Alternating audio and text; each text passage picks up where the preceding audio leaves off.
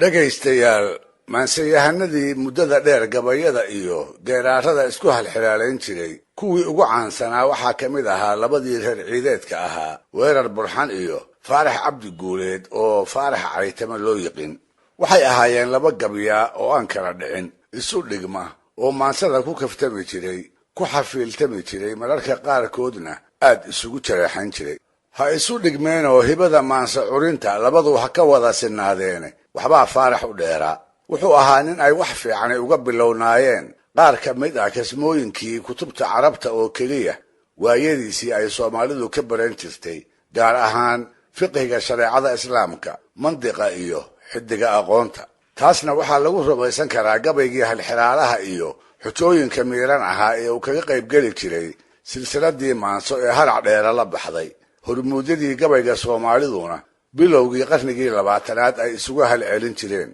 waa silsiladii hunguriga iyo cirweynada ku saabsanayd ee cali sharmaarke qamaan burxan cali dhuux sayid maxamed gooni cabdi xaaji ismaaciil mira iyo maansayahanadii kale ee afkooda la dhowri jiray ay isku arkeen raggaa aan soo magac dhibay ayay weerar iyo faarax la-aynay ahaayeen kol dhow sidaan filaayo inaad ii furi doontaanna tixaha halxiraalaha ee labadooda naga soo gaaray waa qaar aad u cudoon murti weyn xambaarsan in door ahna inaga baraaya indheergaradnimada maansayahanadii hore ee Soomaaliyeed si kastaba ha ahaatee qaybaha aanan hubin in idaacad laga baahiyo inay ku habboon yihiin intaan iska dhaafo aan idinka soo xulo 3 su'aaloodoo weerar uu faarax ku halxiraalaystay isla goobtii lagu weydiiyayna uu faarax ku wada furay weerar ayaa halxiraalihiisii hore wuxuu faarax ku caraystay inuu sheego waxa uu uga jeedo sida dhashay oo waxartii laga soo qabtay ay isla markiiba reerkii lahaa caana ugu filaatay yar iyo weynna ay ka wada dhergeen wuxuu yidhi si dhashoo waxarteedii reer dhan caana ku deeqday bal risaale ka sheeg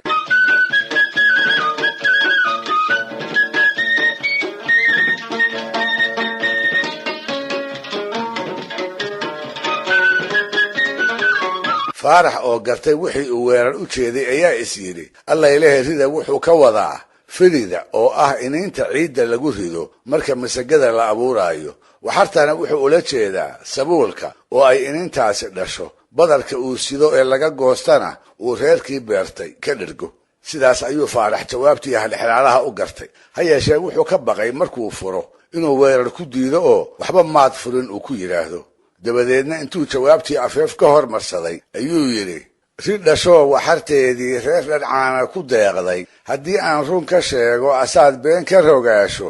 rabbi baan kugu raacshaye xilli roob aad sugaysaad firi meel ku ridaayo raxmaddii ku heshaayo habeenay ku radaayo biqlay soo rogataayo laamay raaricisaayo dheeliday ruxruxdaayo sabuul gees ka ridaayo hadhow baa la riftaayo mooyaha lagu riiqiyo dherigay ku ritaano intii raad iyo ruux laba fisiq waa u noqdaa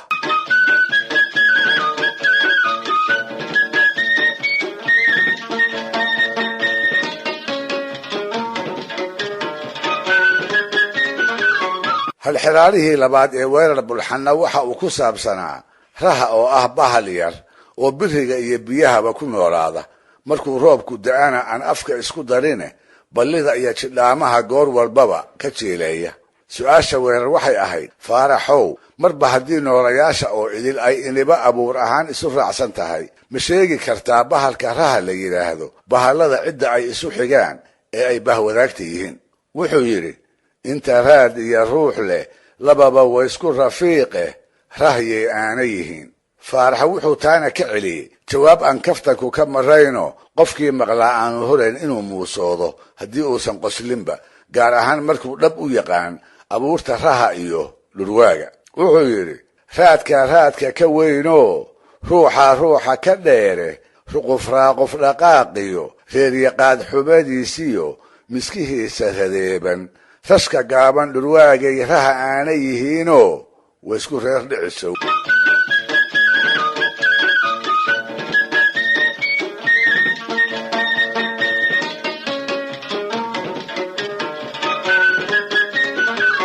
halxiraalihii saddexaad ee weerar wuxuu isaguna ahaa faaraxow waxaad sheegtaa 30 reer oo sacna allaha ka dhigay aan bar adduunye lagu ogeyn haddana qumbayaal subag ah qaadi karila wuxuu yidhi faaraxow 30 reeroon sac adduunye ka soofin oo subaggii sidii weyday sifahooda balsheeg kanna faarax wuu gartay wuxuu is yidhi halxiraalaha weerar jawaabtiisu laba mid bay noqon kartaa safar uu awrta subag ugu raran yahay oo ay reero badani isku soo darsadeen magaalooyinka qaarkoodna ganac ugu wata taasi waa mid tan kale ee suuragalka ahina waxay ula ekaatay sisinta oo ah nagaar laga tuujiyo saliid cunnada lagu iidaanto markaas buu jawaabtiisi ku soo gabagabeeyey labadaas haddii ay noqon weydana waa wax aan jirinoo aad weerarow iska dhoobdhoobatay wuxuu yidhi weerarow 30 reeroon sac adduunye ka soofin oo subagii sidii weyday safar baa la yidhaayo saa hadday noqon weydana sisin baa la yidhaa saa hadday noqon weydana safsadaa la yidhaa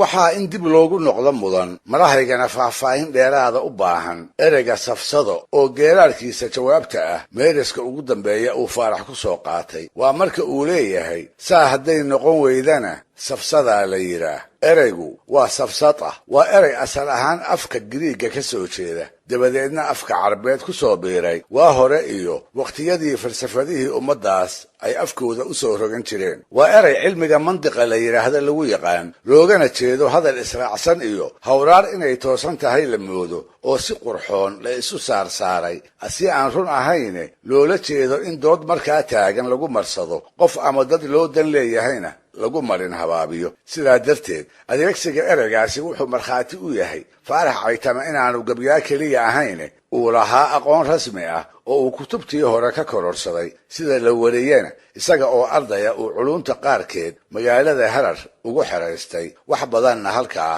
ka raacday dhegaystayaal barnaamijkii dhaqanka iyo hidduhu maanta halkaa inoo joogo waa inoo toddobaadka soo aadan iyo sheekooyin soomaaliyeed oo sarbeeban hadduu eebba idmo